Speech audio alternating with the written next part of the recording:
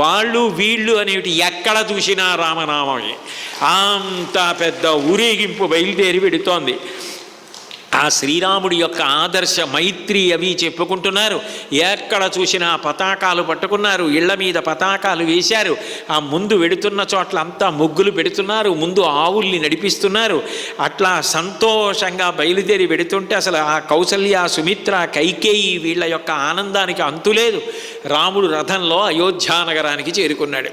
చేరుకున్న తర్వాత ఆయన ఆలోచన ఎప్పుడూ తనతో వచ్చిన వాళ్ళ గౌరవం మీద ఉంటుంది. అందరి ఆలోచన రాముడి మీద ఉంటుంది.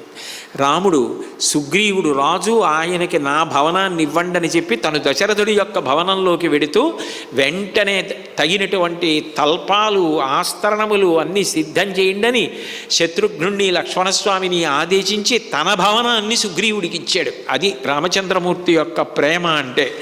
అనేక తైలదీపాలు, పరుపులు, ఆస్తరణలు ఏర్పాటు చేశారు. వెంటనే వశిష్ఠుల వారు రేపే పట్టాభిషేకం. పట్టాభిషేకం అంటే అభిషేకం చేసినట్టు పాలు, పెరుగు, నెయ్యి, తేనె, పంచదార, మధుర పదార్థాలు, ఇతర సుగంధ ద్రవ్యాలు ఇవన్నీ ఉంటాయి.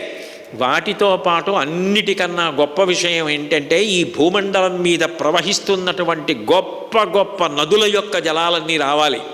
అంటే 500 నదుల జలాలు, 4 సముద్రాల నీళ్లు తీసుకొచ్చారు. చాలా ఆశ్చర్యకరమైన విషయం ఏంటంటే ఒక ప్రకటన చెయ్యకుండా మీరు ఈ పట్టాభిషేకానికి నదుల నీళ్లు తీసుకురండి అని అడగవలసిన అవసరం లేకుండా, నేను ఇప్పుడు ప్రవచనానికి బయలుదేరే ముందు సంధ్యావందనం చేసుకుని బయటకు వస్తుంటే మా అబ్బాయి, నాన్నగారు మీరు సంతోషిస్తారు, ఒక్కసారి వచ్చి చూడండి ఎన్ని నదుల నీళ్ళు వచ్చాయో అని చూపించాడు. నేను అసలు అవి చూసి ఆశ్చర్యపోయాను. ఇది మరో రామచంద్రమూర్తి పట్టాభిషేకం రా, ఇది మరో ఆశ్చర్యకరమైన సందర్భమని. ఎక్కడెక్కడి నుంచో ఇవాళ కూడా షోలాపూర్ నుంచి బొంబాయి వెళ్ళి, గోవా వెళ్ళి సముద్ర జలాలు పట్టుకుని వచ్చారు. ఎన్ని చోట్ల నుంచో, అనేక చోట్ల నుంచి. ఆశ్చర్యం ఏమిటంటే లంకలో అశోకవనం ఉన్న చోట ఉన్నటువంటి ఒక సరోవర జలాలు కూడా తీసుకొచ్చారు, శ్రీలంక నుంచి కూడా. రేపు ఆ పట్టిక అంతా చదివి వినిపిస్తాం.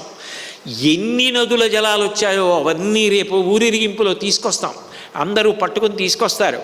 అన్ని నదుల జలాలు, అన్ని సముద్రాల జలాలు ఆనాడు యథార్థంగా రామచంద్రమూర్తి పట్టాభిషేకంలో ఎలా జరిగిందో అంత వైభవోపేతంగా మళ్ళీ అటువంటి పట్టాభిషేకం తమంత తాము ప్రకటించకుండా జరుగుతున్నది మళ్ళీ విశాఖపట్టణంలోనే.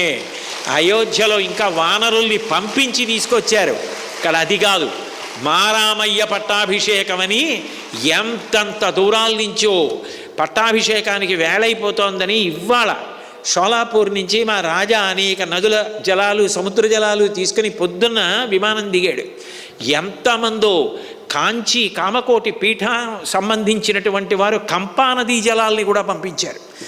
ఎన్ని నదుల జలాలు, సరస్వతీ నదీ జలాల దగ్గర నుంచి ఆ పాత్రల మీద అనేక భాషలలో వ్రాసి ఉన్నాయి ఆ నదుల పేర్లు. అన్ని నదుల జలాలు. ఆనందం ఏమిటంటే ఆ రోజున అయోధ్యానగరంలో వశిష్ఠ మహర్షి యొక్క ఆధ్వర్యంలో ఆ అంతఃపురంలో పవిత్రమైన గదిలో పెట్టారు. అన్ని నదుల జలాలు అటు తిరిగి ఇటు తిరిగి నేను ఉంటున్నటువంటి చోట పక్క గదిలోకి వచ్చి ఉన్నాయి. ఇప్పుడు అవి నేను పెట్టమని చెప్పలేదు, అవి అక్కడ ఉన్నాయని తెలిసి నేను చూడడానికి వెళ్ళి ఆశ్చర్యపోయి ఆనందపడ్డాను. ఇవన్నీ నా దగ్గరికి వచ్చాయే విచిత్రంగా, ఇక్కడి నుంచి వెడతాయి పట్టాభిషేకానికని. రేపు అంత గొప్ప పట్టాభిషేకం రాముడికి ఎట్లా జరిగిందో అట్లా జరగబోతోంది.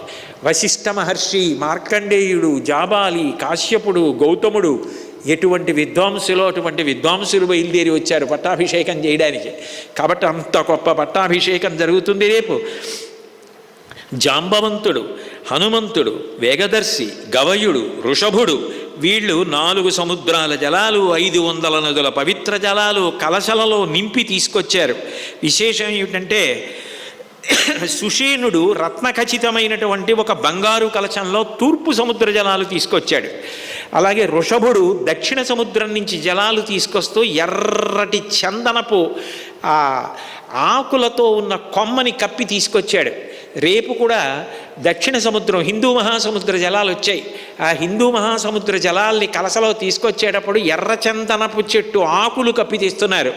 మీరు ఎక్కడా కని విని ఎరుగని హోమం. రేపు రామచంద్రమూర్తికి హవిస్సు ఇచ్చేటప్పుడు హోమంలో సమిధలు ఏమిటో తెలుసా? ఎర్రచందనపు సమిధలు. ఎర్రచందనపు సమిధలు, ఎన్నో ఔషధీ వృక్షాలకి సంబంధించినటువంటి సమిధలు, అందులో సామాన్యమైనవి ఏవీ లేవు. అంత గొప్ప సమిధలు. అసలు రేపు ఆ మహాపూర్ణాహుతి జరిగేటటువంటి వైనాన్ని చూద్దరు. కానీ ఎన్ని పదార్థాలు మహాపూర్ణాహుతిలో సమర్పిస్తారు. రాముడు ఆనందపడిపోవాలి. రేపు కళ్యాణానికి నిత్యాగ్నిహోత్రీకుడు అగ్నిశాలలో హోమశాలలోంచి శాకున మంత్రాలతో వస్తారు ఇక్కడికి. అన్ని ఏర్పాట్లు చేశారు. విచిత్రం ఏమిటంటే రాముడికి ఇష్టం ఏది అంటే ఎవరో ఒక్కళ్ళు చేయడం కాదు. అందులో ఎవరికి వారే అన్నీ పట్టుకొచ్చి ఇచ్చారు. అన్నిటినీ అంత జాగ్రత్తగా ఇవాళ పగలంతా విడదీసి సిద్ధం చేసి రేపు మీ అందరి ఎదురుగుండానే అవన్నీ మహాపూర్ణాహుతికి వెడతాయి. అన్ని మారేడుకాయలు, అన్ని వెలక్కాయలు, కని విని ఎరుగనటువంటి హోమం పట్టాభిషేకంలో రేపు. అంత గొప్ప హోమం. హోమంలో సమర్పించడానికి హైదరాబాద్ నుంచి మంచి ముత్యాలు కూడా వచ్చాయి. ఆ ముత్యాలు కూడా సమర్పిస్తారు హోమంలో రాముడికి. కాబట్టి ఇన్నిటిని సిద్ధం చేశారు. అట్లాగే గవయుడు పశ్చిమ సముద్రం నుంచి తీసుకొచ్చాడు, నలుడు ఉత్తర సముద్రం నుంచి తీసుకొచ్చాడు.